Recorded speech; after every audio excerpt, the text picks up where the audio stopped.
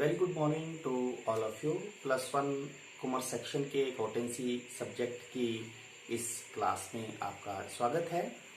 Today we will discuss accounting treatment of some special transactions, जिसमें हम goods से संबंधित जो लेन देन होते हैं उन्हें रोजनामचा में कैसे लिखते हैं ये डिस्कस करते हैं। तो सबसे पहले हमारे पास है गुड्स। जैसे कि हमने पहले भी आपको बताया है कि गुड्स क्या होती हैं। Goods are those commodities in which a businessman deals with. एक व्यापारी जिन वस्तुओं में व्यापार करता है उसे गुड्स या माल कहते हैं। जैसे अगर कोई व्यापारी कपड़े का व्यापार करता है तो कपड़ा जो है वो उसके लिए माल या गुड्स कहलाएगा। अगर कोई जो है वो बुक्स की शॉप करता है तो बुक्स जो है वो उसके लिए जो है वो गुड्स या माल कहलाती है। कहने का तात्पर्य ये है कि वे वस्तुएं जो दोबारा बेचने के लिए खरीदी जाती हैं वो माल कहलाती हैं, गुड्स कहलाती हैं।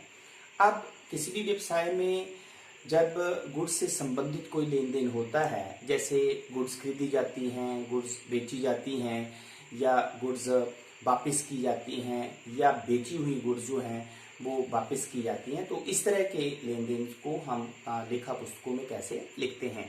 तो गुड्स को माल को 4 भागों में बांटा गया है। सबसे पहले है हमारे पास परचेज अकाउंट।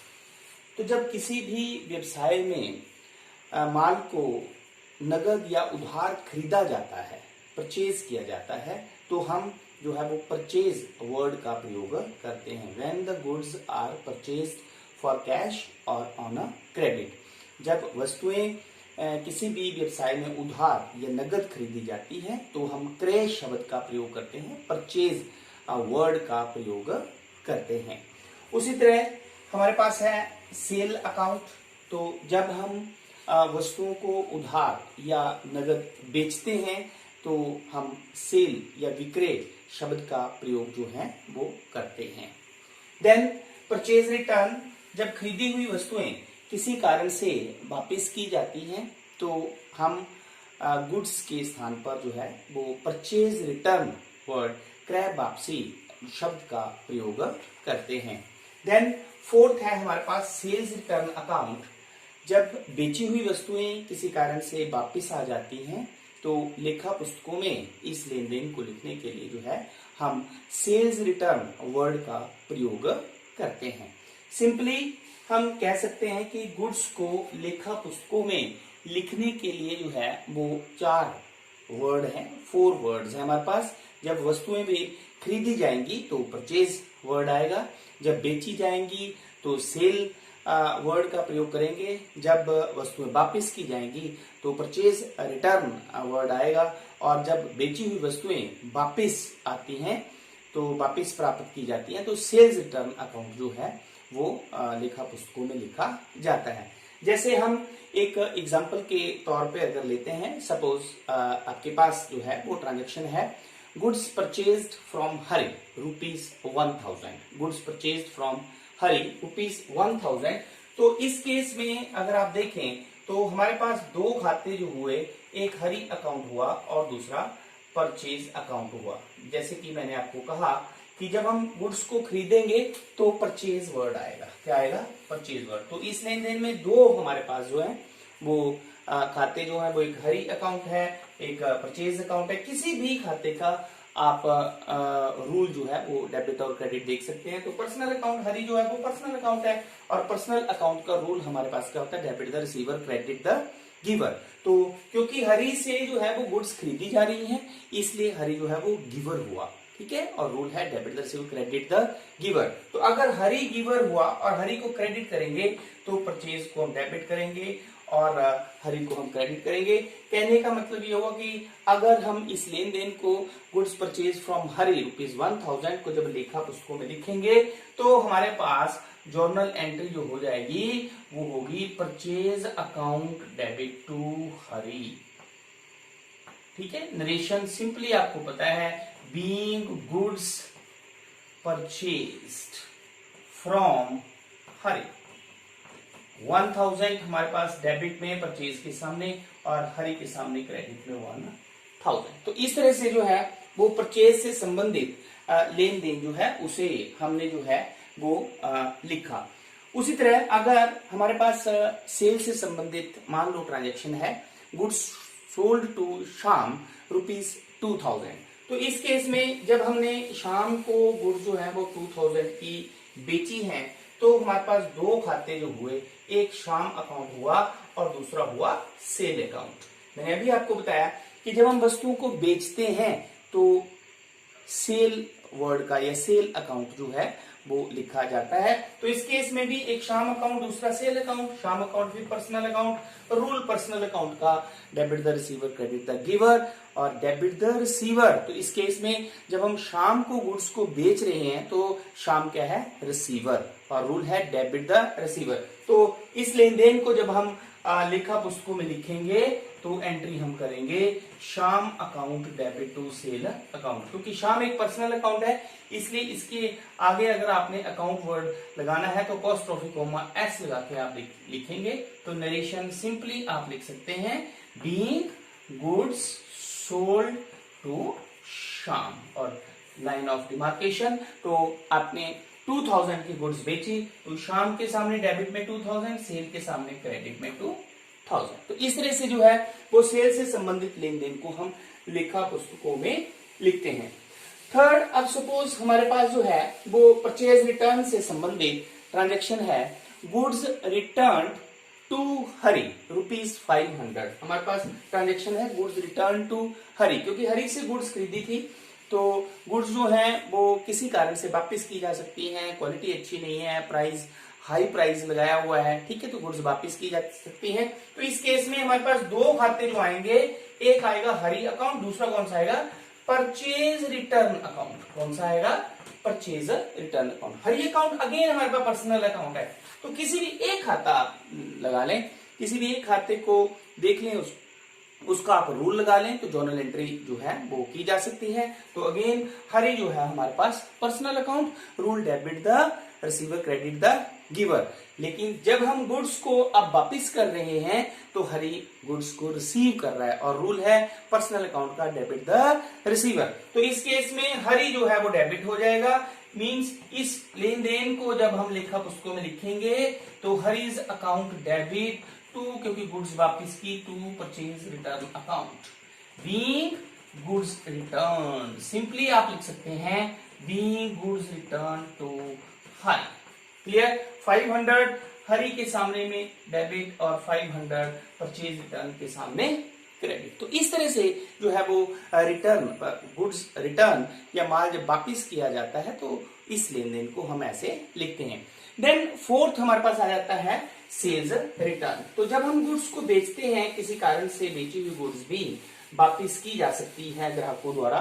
तो इस केस में सपोज हमारे पास ट्रांजेक्शन है गुड्स रिटर्न फ्रॉम शाम, क्योंकि शाम को हमने गुड्स बेची थी और शाम ने हमें जो है वो 2000 की गुड्स जो वापिस कर दी हैं। तो इस केस में जो दो खाते हमारे पास आएंगे वो कौन से आएंगे, क्योंकि गुड्स वापिस आ रही हैं तो कौन सा खाता आएगा, सेल्स रिटर्न अकाउंट, और दूसरा कौन सा आएगा, शाम अकाउंट। तो शाम अकाउंट फिर हमारे पास पर्सनल, ठीक, मैं पर्सनल यहाँ पे इसलिए ले रहा हूँ कि पर्सनल आपको पता होता है कि व्यक्तिगत खाता कौन सा है। जो भी खाता किसी व्यक्ति, फर्म, संस्था के नाम से खोला जाता है उसे वो पर्सनल अकाउंट लेते हैं। तो शाम पर्सनल अकाउंट है, rule debit the receiver credit the giver. तो अब शाम ने गुड्स वापिस की हैं तो शाम क्या हुआ, गिवर हुआ। क्या हुआ, गिवर, और रूल है debit the receiver credit the giver. तो अगर शाम गिवर है तो शाम क्या होगा, क्रेडिट होगा। तो डेबिट कौन सा अकाउंट होगा हमारे पास, सेल्स रिटर्न अकाउंट। तो इस केस में अगर आप जर्नल एंट्री करेंगे तो आपके पास एंट्री हो जाएगी sales return account debit to Sham. How much rupees, 2000। Suppose ये हमें वापस करता है गुड्स को, तो sales return account debit to Sham. Narration simply आप लिख सकते हैं being goods returned by Sham, being goods returned by Sham. तो इस तरह से जो है वो लेखा पुस्तकों में हम गुड्स से रिलेटेड जो है वो ट्रांजेक्शन्स को लिखते हैं। अब नेक्स्ट हमारे पास आता है स्टॉक। अब स्टॉक क्या होता है, किसी भी व्यवसाय में वर्ष के अंत में जो अनबिका हुआ, अनसोल्ड गुड्स रह जाती हैं उसे उसका स्टॉक कहते हैं, इसे हम क्लोजिंग स्टॉक भी कहते हैं। तो वर्ष के अंत में जो अनबिका हुआ माल रह जाता है उसे हम स्टॉक कहते हैं। और स्टॉक को जब हम लेखा पुस्तकों में लिखते हैं तो हमारे पास जर्नल एंट्री जो इस केस में होती है वो होती है closing stock account debit to trading account, क्योंकि इसे हम लास्ट में ट्रेडिंग अकाउंट में ट्रांसफर कर देते हैं। नाउ आफ्टर दैट हमारे पास गुड्स से रिलेटेड लेन देन है। गुड्स लॉस्ट बाय फायर या गुड्स लॉस्ट बाय थेफ्ट। किसी भी व्यवसाय में अगर आग लगने से या चोरी होने से माल नष्ट हो जाता है, goods lost by fire and goods lost by theft. तो इस केस में हमारे पास जो है वो दो खाते जो हमारे पास प्रभावित होते हैं वो होते हैं गुड्स लॉस्ट बाय एक फायर अकाउंट आ जाएगा, या अगर थेफ्ट है तो बाय थेफ्ट अकाउंट आ जाएगा। और दूसरा हमारे पास क्योंकि गुड्स लॉस्ट हुई हैं तो गुड्स की जगह हमारे पास परचेज अकाउंट आता है। कौन सा आता है? Purchase account. तो गुड्स लॉस्ट बाय फायर या थेफ्ट, क्योंकि ये व्यवसाय के लिए क्या हुआ? लॉस हुआ। क्या हुआ? लॉस। तो कौन सा खाता आएगा? ये नॉमिनल। कौन सा अकाउंट आएगा? नॉमिनल। और नॉमिनल अकाउंट का क्या रूल होता है? Debit all the expenses and losses. तो हम जो भी एक्सपेंसेस और लॉसेस होते हैं उन्हें हम डेबिट करते हैं। तो गुड्स लॉस्ट बाय फायर या गुड्स लॉस्ट बाय थेफ्ट जो है वो एक व्यवसाय के लिए जो है वो लॉस हो जाता है, इसलिए इसे हम डेबिट करते हैं। तो इस केस में हमारे पास जो है, अगर सपोज करो आपके पास ट्रांजेक्शन है goods lost by fire ₹500, goods lost by fire ₹500, तो हमारे पास जर्नल एंट्री क्या होगी? Goods lost by fire account debit to purchase account. Being narration लिख सकते हैं आप, being goods lost by fire या थेफ्ट, कुछ भी हो सकता है। ठीक है। तो मान लो 500 रुपए का गुड्स जो है वो आपके पास आग के कारण या चोरी के कारण जो है वो नष्ट हो जाता है। तो इस केस में जो जर्नल एंट्री होगी वो होगी गुड्स लॉस्ट बाय फायर या goods lost by theft account debit to purchase account. Clear? इसी तरह हमारे पास नेक्स्ट जो है वो नेक्स्ट ट्रांजेक्शन गुड्स रिलेटेड हो सकती है, goods given away as a charity या फ्री सैंपल। व्यवसाय द्वारा कई बार जो है वो चैरिटी के रूप में, दान के रूप में या फ्री सैंपल जिसे हम कहते हैं एडवर्टाइजमेंट के रूप में जो है वो गुड्स जो है वो दे दी जाती हैं। तो इस केस में जो दो खाते प्रभावित होते हैं वो कौन से होते हैं? एक चैरिटी अकाउंट डेबिट, या अगर फ्री सैंपल में दिए हैं तो फ्री सैंपल अकाउंट डेबिट, और दूसरा आ जाता है हमारे पास परचेज अकाउंट। तो चैरिटी अकाउंट या फ्री सैंपल अकाउंट फिर व्यवसाय के लिए कौन सा अकाउंट है? ये नॉमिनल। कौन सा है? नॉमिनल अकाउंट है। और नॉमिनल अकाउंट का रूल हमारे पास होता है debit all the expenses and losses, क्योंकि चैरिटी दान में दिया गया या फ्री सैंपल एडवर्टाइजमेंट के रूप में, नमूने के रूप में जो है वो मुफ्त नमूने के रूप में जो है वो व्यवसाय द्वारा गुड्स दी जाती हैं, तो ये व्यवसाय के लिए जो है वो लॉस हो जाता है। और लॉस जो होते हैं, एक्सपेंसेस जो होते हैं वो नॉमिनल अकाउंट में आते हैं। तो रूल अगर आप अप्लाई करते हैं तो debit all the expenses and losses, इसलिए जो है वो चैरिटी अकाउंट या फ्री सैंपल अकाउंट जो लॉस जो है वो हमेशा डेबिट होगा और परचेज अकाउंट जो है वो इसमें क्रेडिट होगा। तो इस तरह से अगर आपके पास इसमें हमारे पास ट्रांजेक्शन है कि goods given away as a charity ₹500, goods given away as a charity ₹500, व्यवसाय द्वारा जो है वो 500 रुपए का माल जो है वो दान में दिया। तो इसको हम कैसे लेन देन को है हम रोजनामचा में कैसे लिखेंगे? Charity account debit. हम कैसे लिखेंगे? चैरिटी अकाउंट डेबिट, और टू क्रेडिट करेंगे हम परचेज अकाउंट को। ठीक है। सपोज ये इट इज 500, तो इस तरह से 500 रुपया चैरिटी में डेबिट हो जाएगा और 500 रुपया परचेज में क्रेडिट हो जाएगा। Narration being goods given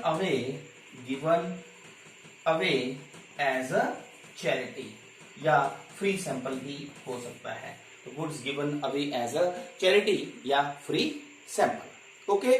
then इसी तरह हमारे पास लास्ट गुड्स से रिलेटेड और ट्रांजेक्शन हमारे पास हो सकती है कि goods withdrawn for personal use, व्यक्तिगत प्रयोग के लिए। व्यवसाय के स्वामी ने व्यवसाय से अपने व्यक्तिगत प्रयोग के लिए माल निकाला, गुड्स निकाली। ठीक है, तो इस केस में हमारे पास जो है जो दो खाते आएंगे वो आएंगे ड्रॉइंग अकाउंट, एक ड्रॉइंग अकाउंट और दूसरा गुड्स की जगह हमारे पास आता है वर्ड परचेज अकाउंट। ठीक है, तो ड्रॉइंग कौन सा खाता है? पर्सनल, क्योंकि ये व्यवसाय के स्वामी के स्थान पर खोला जाता है और जब वो व्यवसाय से जो है वो माल को निकाल रहा है तो he is receiver, he is receiver. और हमारे पास रूल है पर्सनल अकाउंट का, डेबिट द रिसीवर। तो व्यवसाय का स्वामी जो वो रिसीवर है और हमारे पास रूल है डेबिट द रिसीवर और उसकी जगह अकाउंट हम ओपन कौन सा कर रहे हैं? Drawing account. तो इस केस में ड्रॉइंग अकाउंट हमारे पास डेबिट होगा और परचेज अकाउंट हमारे पास जो है वो क्रेडिट होगा। तो इससे संबंधित अगर मान लो व्यवसाय में कोई लेन देन है कि goods withdrawn for personal use ₹1000, अगर ये ट्रांजेक्शन इस तरह की है हमारे पास, तो इस केस में हमारे पास जो जर्नल एंट्री होगी वो क्या होगी? Drawing account debit to purchase account. क्या एंट्री होगी? Drawing account debit to purchase account. Narration आप लिख सकते हैं being goods withdrawn for personal use, being goods withdrawn for personal use. Suppose it is 1000, तो ड्रॉइंग के सामने 1000 और परचेज के सामने 1000। तो इस तरह से आज के इस वीडियो में हमने जो है वो accounting treatment of some important transaction, जिसमें हमने गुड्स के बारे में कि गुड्स से संबंधित जो भी लेन देन अगर व्यवसाय में होते हैं तो उन्हें हम रोजनामचा में कैसे लिखते हैं ये हमने डिस्कस किया। तो आई होप इस वीडियो के बाद आपको माल या गुड्स से संबंधित अगर कोई लेन देन आता है तो उसे आप रोजनामचा में लिख सकते हो। Thank you very much.